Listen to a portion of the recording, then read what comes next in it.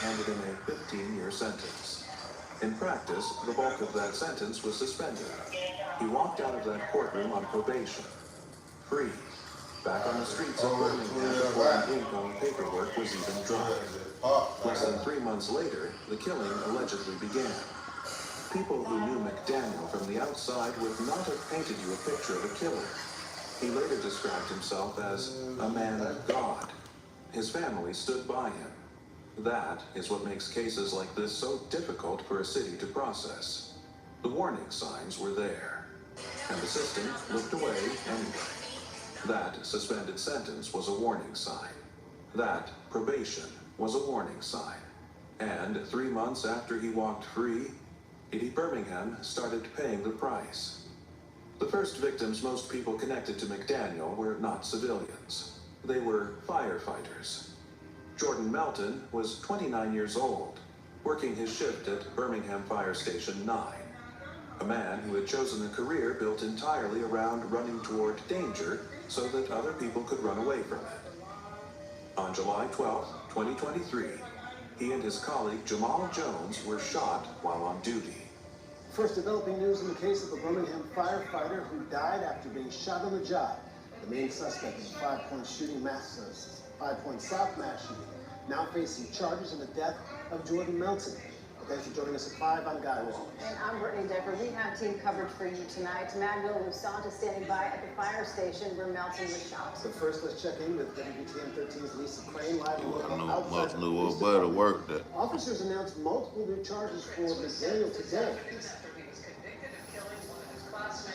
That's right, the man police believe is responsible for 2 mass shootings and multiple deaths, now accused in several other cases. At a press conference today, authorities now claiming McDaniel is charged with the murders of Mia Nixon, who was gunned down in front of her home, Anthony Love Jr., who was shot and killed at a UPS facility where he worked, and Jordan Melton, one of 2 Birmingham firefighters who was shot at Fire Station 9 in Norwood in the summer of 2023. That murder has gone unsolved for 19 months. While some of these investigations may require more time, rest assured that we are tirelessly working every day towards bringing perpetrators to justice with efficiency and meticulous work carried out by our homicide detectives. Now, since the tragic shooting there at Fire Station 9, the department has adjusted its safety plans to make sure firefighters feel safe at work. WBTM 13's Magdalene Lusant is live right now outside the fire station in Norwood. Tell us all about these changes, Magdalene. Trying to wait to leave by 10 people. He told me when he took his position in 2020, 10 they people. added cameras to all. Hey, what's happening? Sergeant Jones and Jordan Melton were shot here at Fire Station 9. They knew there was more work to be done. On January 12th, Birmingham police say that Damian McDaniel walked into Fire Station 9 that morning and shot at firefighters Jordan Melton and Sergeant Jamal Jones multiple times. That day, authorities say the fire station was open to the public should anyone need help. Well, shortly after that shooting, Chief Moon said they closed the fire station down for a few months to allow employees to seek counseling. In between that time, he says they worked on expanding their safety plan and giving some first responders the option to come back to their posts at Fire Station 9. He said most of them came back, but there are others who did not. We've added additional security cameras. We added door access control. We updated our station security policy. So we wanted to make sure that we were doing everything that we could. And we're still working to add some additional security measures with BPD and the help of the mayor's office. It's constantly evolving. We're constantly trying to. Can you say my name? There was a third person in the fire station that day. That hero has not been named at all during this time, but he was on site to get more help for Sergeant Jamal Jones and Melton. Moon tells me Jones is doing well, but still has some recovery to go through. Moon gave Jones an update on McDaniel today, and he said that he was happy to hear that charges have been filed. So the fire department aren't the only ones in our community who are connected to this recent news with Damian McDaniel. And there are other family members across Birmingham who are dealing with this and still processing this. But Chief Moon does have a message to those family members, and you'll hear that at 6. We're live in Birmingham. I'm Magdalene Lusant, WBTM 13. Magdalene, thank you. And as we've mentioned, McDaniel now charged in 14 murders. a string of shootings taking place over a year. Police say it started on July 12, 2023, when Jordan Melton and Jamal Jones were gunned down as they worked at that fire station in Norwood. On January 10, 2024, McDaniel is now charged with killing Mia Jackson, or Mia Nixon, I should say. The 21-year-old was shot and killed in front of her home in Crestwood. Then in April, he's accused of targeting Anthony Love Jr., a UPS driver, shot and killed as he walked in his car after work. On July 13, 2024, the first of two mass shootings McDaniel is accused of at an event center in North Birmingham. 4 people died there, 10 others were hurt. He's also charged with killing Deontre Brown inside a club on 9th Street North. That was September 19th. And then just 2 days later, McDaniel was accused of opening fire in the Five Points neighborhood as people stood in line outside a lounge. In that incident, 4 people died, 17 others were hurt. Now, in a statement, McDaniel's lawyer says they are ready to move forward with their defense in all of these cases, saying, quote, "We were aware there was further investigations going on that were separate from the pending cases, so we are not too surprised by the additional charges. The defense team will not be deterred from providing our client with a vigorous defense that our system of justice demands." Now, I spoke with the mother of the firefighter McDaniel who's accused of killing Rochelle Jackson Balone. She told me just before he died that her son, Jordan Melton, told her he felt called by God to help mentor young people who might be headed down the wrong path. And she is continuing his wish to do that. She has launched an annual event in her son's honor aimed at combating gun violence. The second annual Jordan E. Melton Safety Summit is going to take place this Friday at the A.G. Gaston Boys and Girls Club. Lisa, thanks so much. And as always, we are continuing to follow this case very Oh, closely. they violence, You can find all of the latest details in this against Damian McDaniel on our website and also on our free WBTM 13 app. Once authorities do give us an update, we will bring it to you on air and online. Not caught in crossfire. They were at work, in their station. Jones survived, though his recovery stretched across months. Melton fought for 5 days. Then he was gone. A 29-year-old firefighter killed on the job in a city he served. And the man prosecutors say pulled that trigger had been on probation for attempted murder for less than 90 days. Let that sit with you for a moment. After Melton's death, the alleged killings didn't pause. They accelerated. Reginald Bryant was killed in a robbery in the Pratt City area. And then Mia Nixon, 21 years old, was shot down in her own driveway. A place that is supposed to be the last few feet between the danger of the world and the safety of home. Mia never made it inside. Then came Valentine's Day, February 14, 2024. Angeliah Webster and Chris Norris were a young couple, both around 20 years old, sitting together in their vehicle. Angeliah was pregnant. They had already given their unborn son a name, Seven.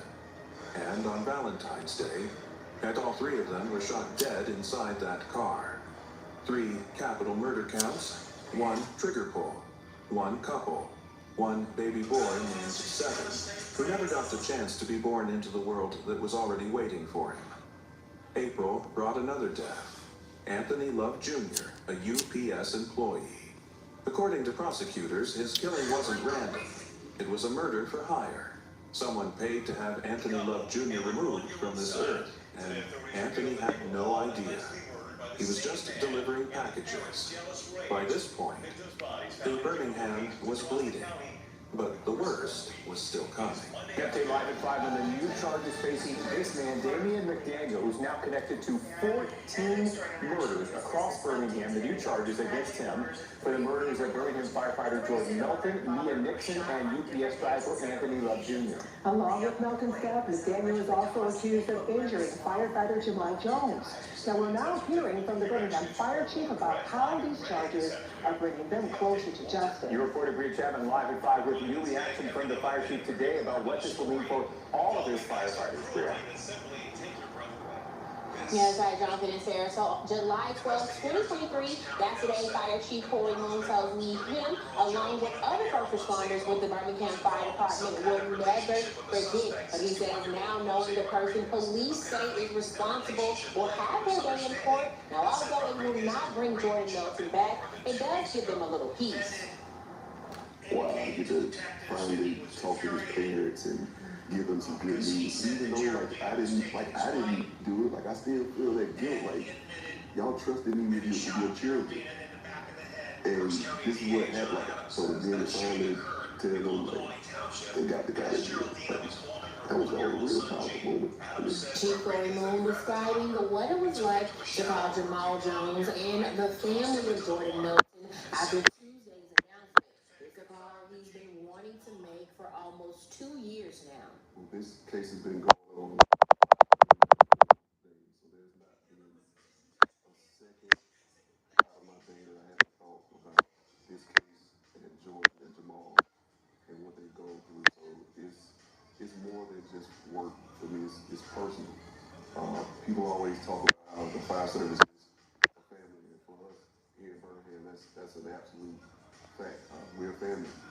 So when something happens to one of us, we all feel it, and this is the thing that keeps me up every night. Jordan Milton had only been with the fire department for a few months when he and Jamal Jones were shot as they prepared to start their shifts. Sadly, Milton passed away from his injuries 5 days later, and the wounds Jones sustained changed his life forever. Jamal has absolutely had a significant change in his life.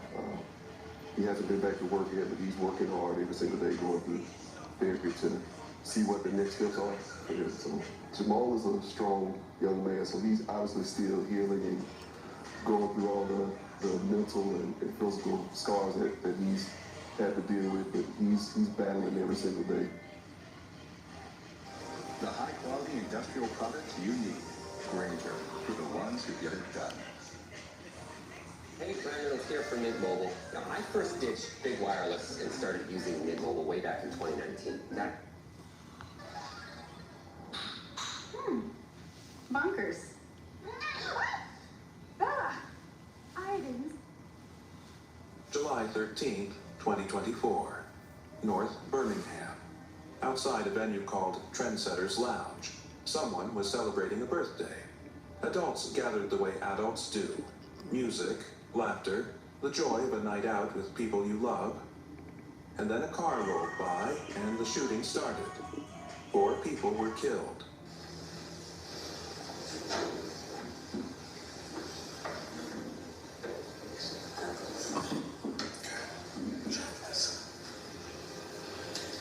Good morning, everyone. I am Sergeant Laquita Wade, Public Information Officer with the Birmingham Police Department's Public Information Division, and we would like to thank you all for joining us this morning as Interim Chief Michael Pickett makes a major announcement.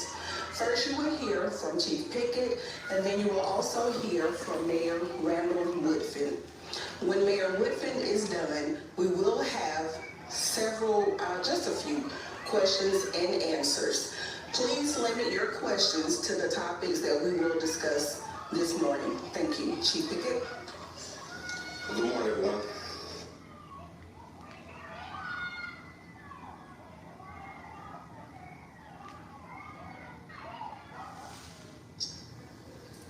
Brandon Love Jr. did not deserve to die at his place of work either. And Matt Nixon didn't deserve to die simply by being at home. Jamal Jones didn't deserve to be assaulted the way he was as well, being at his place of work.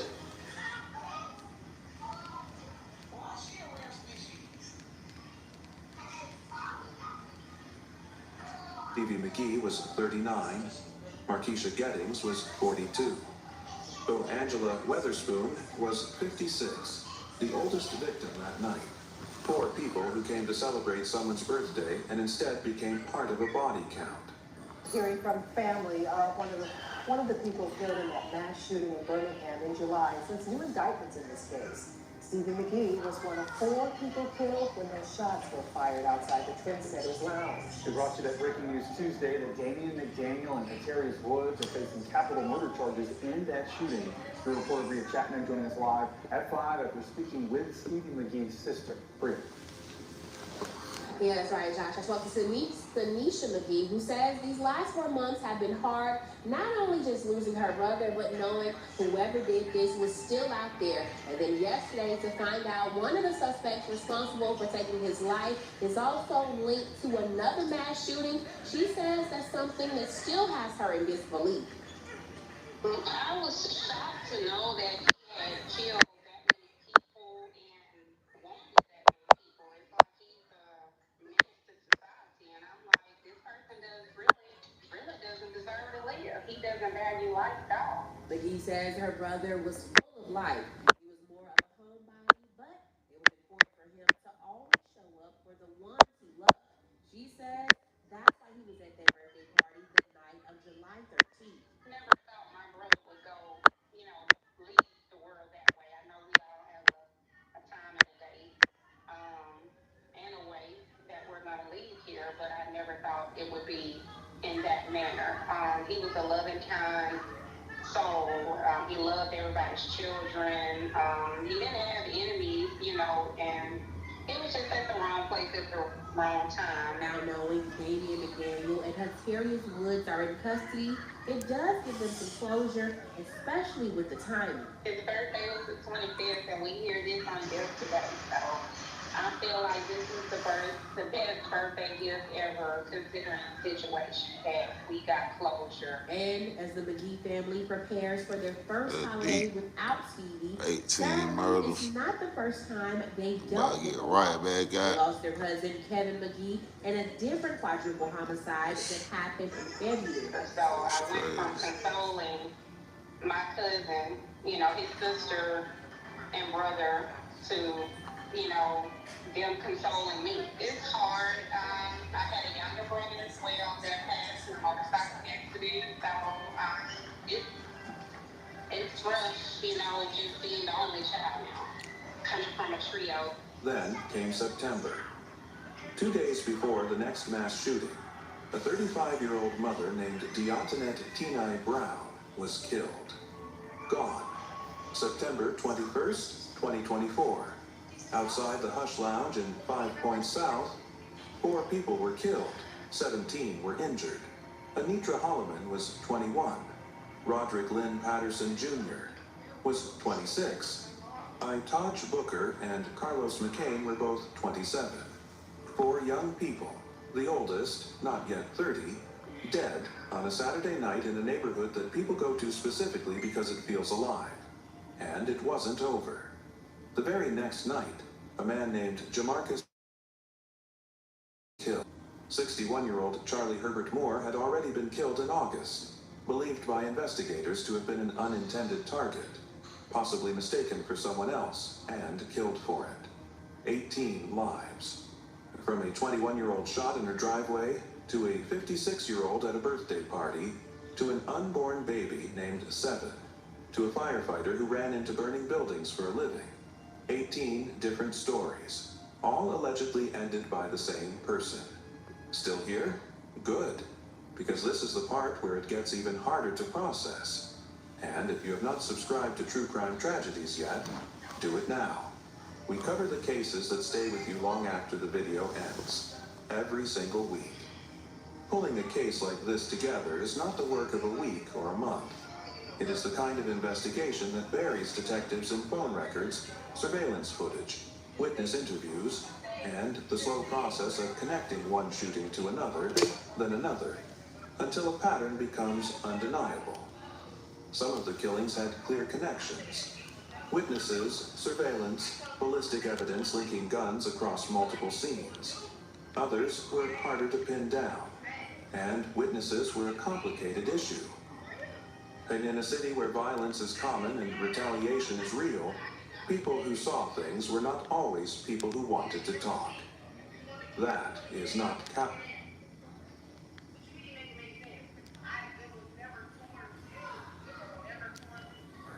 held without bond, and later moved to state facilities, Kilby and then Limestone, because of safety concerns. His family on the outside reportedly faced threats. When McDaniel appeared before the court, he called himself a man of God. He said he was not the monster the media had made him out to be. His defending a fair jury would be very difficult, because the media coverage had been so intense that nearly everyone in the city already had an opinion. District Attorney Danny Carr is seeking the death penalty on multiple capital murder counts. In making this case, or reality for the victims' families and giving them that, hopefully, a little piece, but not necessarily a total piece, because I think the reality is charging them is one thing, convicting them is another. And now we're moving on to the process of hopefully having our day in court and holding these individuals responsible. So keeping them involved as well is, it's a task, but it's one that we're ready to take on. The first trial, focused on the Trendsetters Lounge shooting, is scheduled for later in 2026. Evidence has been ruled admissible. The legal machinery is in motion. But no verdict has been reached. The families of 18 people are still waiting. Think about the family of Jordan Melton. He died not in a burning building, but shot while at work, in a neighborhood he was there to protect. The family of fallen Birmingham firefighter Jordan Melton celebrated his birthday today at the second annual Jordan E. Melton Safety Summit. Melton was shot while on duty. He died